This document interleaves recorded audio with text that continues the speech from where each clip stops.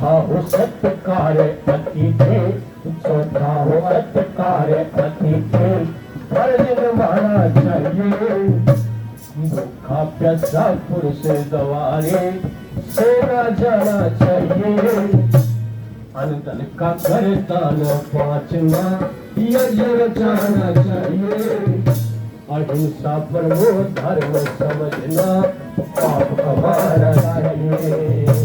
अहिंसा परमो धर्म समझना पाप कमाना चाहिए।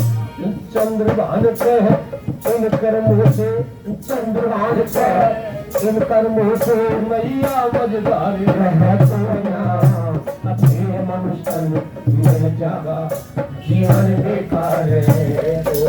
अपने मनुष्य मिल जागा जीवन बेकार है। भाई पांच कर्म करने से मेरे सर पर भार है। मनुष्य मिल जागा जीवन बेकार है। मनुष्य मिल जागा जीवन बेकार है। चौथा हो सत्कार अतिथि फर्ज निभाना चाहिए। भूखा प्यासा पुरुष दवारे सेना जाना चाहिए। अनधन का कर दान पांचवा यज्ञ रचाना चाहिए। अहिंसा परमो धर्म समझना पाप कमाना चाहिए। चंद्रभान के इन कर्मों से नैया मजदार रहे को फिर मनुष्य तन मिल जाएगा जीवन बेकार रहे को। चौथा होता है अतिथि। अतिथि कहते विद्वान को, सन्यासी को, जो कुछ जानता हो वो घर पर आ जाता है तो उससे क्या करे, पूरा परिवार उपदेश ले, उसको भोजन आदि कराए, उसको दक्षिणा आदि देकर विदा करना, ये कहलाता अतिथि। ये नहीं जो आजकल घूमते हैं तो अतिथि के नाम पर कलंक मांगने खाने वाले। एक सास और बहू घर पर यज्ञ कर रही थी तो बाहर से एक सन्यासी ने आवाज दी, अलख निरंजन।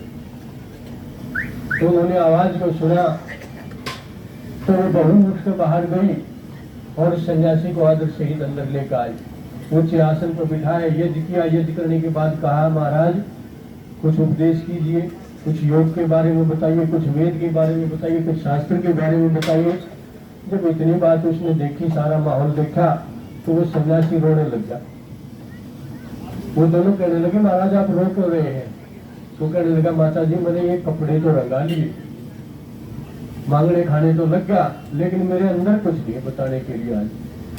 और आज क्या आप इसके अतिथि है जिन्हें मेरी आंखें खोल दी। आज के बाद मैं क्या करूंगा, स्वाध्याय करूंगा, किसी अच्छे गुरु के पास जाऊंगा और शिक्षा लूंगा। और वो वहां से चला जाता है भोजन आदि करके। 3 साल के बाद फिर दरवाजे पर आवाज देता है, फिर वो सांस बढ़ जाती है, फिर लेकर आती है और ऊंची आदमी को बैठाती है। उस समय में सन्यासी कहता है कि आज पूछो आपको जो पूछना हो मेरी। उस दिन के जिन्हें मेरी आंख खोल दी और उस दिन के बाद मैंने स्वाध्याय करना शुरू कर दिया, अच्छे आदमियों का सत्संग करना शुरू कर दिया। और आज मैं इस योग्य हूँ कि आपको 2-4 बातें बता सकूं। इसलिए इसको अतिथि कहा जाता है। ये हमारी भाभी जी है इंदिरा जी, 100 रुपये हौसला अफजाई के लिए, उत्साहवर्धन के लिए देती हूँ। उनका बहुत बहुत धन्यवाद है। धन्यवाद। तो देखिए अतिथि यज्ञ का क्या फायदा होता है, जिसने एक बिगड़े हुए सन्यासी को भी क्या कर दिया, सुधार दिया। और 5वां और अंत में राग है। पहले रोटी किसके निकालते हैं, ये माताएं बैठी है, गाय की निकालते हैं सबसे पहले। इसका उदाहरण है ये बने हुए यज्ञ का उदाहरण है। मनुष्य के अधीन जितने भी जीव हैं उनको भोजन आदि देके उनका उपकार करना, उनके वंश की वृद्धि करना, ताकि वो मनुष्य का उपकार कर सके, उसको कहा जाता है बलि वैश्व देवी।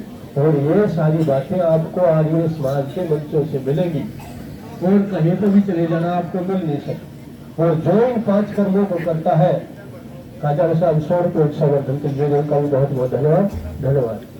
इन कर्मों को छोड़कर जो कहीं और भी जाता है, भटकता है, उसका जीवन और उस आदमी का जीवन जिन्होंने इन यज्ञों को किया है, अलग अलग अंतर दिखाई देगा। कैप्टन साहब 100 रुपये उत्साहवर्धन के लिए उनका भी बहुत बहुत धन्यवाद। धन्यवाद। देखिए इस श्रेष्ठ कर्मों के बारे में बताता है तो आर्य समाज का मंच बताता है, ऋषि दयानंद की प्रणाली बताती है। और इसीलिए आज हम इकट्ठा हुए हैं तो इस ऋषि की 200वीं जयंती को मना सके, उस ऋषि को याद कर सके जिसने वेदों के मार्ग को दोबारा प्रशस्त कर दिया हमारे बीच में। 100 रुपये हमारी बहन जी रोशनी जी, 100 रुपये को बहन जी ने उत्साहवर्धक के लिए दिया, उनका बहुत बहुत धन्यवाद। धन्यवाद। ये हमारे कुंदू साहब बड़े कर्मठ व्यक्तित्व है, इनका सारा कार्य यज्ञ का यही संभालते हैं। 100 रुपये उत्साहवर्धक के लिए उनका भी बहुत बहुत धन्यवाद है। धन्यवाद। डॉक्टर राजभर जी, वो भी 200 रुपये उत्साहवर्धन के लिए उनका भी बहुत बहुत धन्यवाद है।